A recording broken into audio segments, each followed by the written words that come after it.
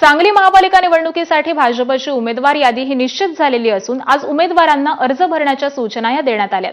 तर दुसरीकडे मवियातील काँग्रेस, शरद पवारांचे राष्ट्रवादी आणि अजित पवारांचे राष्ट्रवादीच्या नेत्यांचं रात्रभर बैठकांचं सत्र सुरू होतं। आघाडी आणि जागा वाटपाबाबत तिन्ही पक्षांच्या वरिष्ठ नेत्यांची रात्रभर एक गुप्त ठिकाणी बैठक झाली।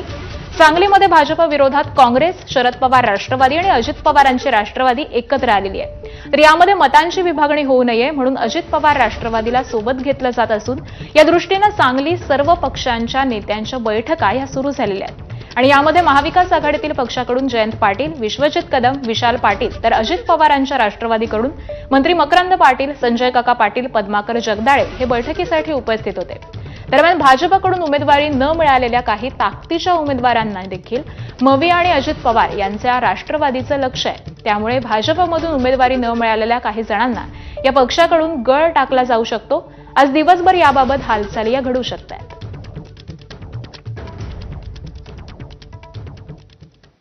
उमेदवारी अर्ज भरण्यासाठी अवघे काही तास शिल्लक असताना नागपूर महानगरपालिका निवडणुकीमध्ये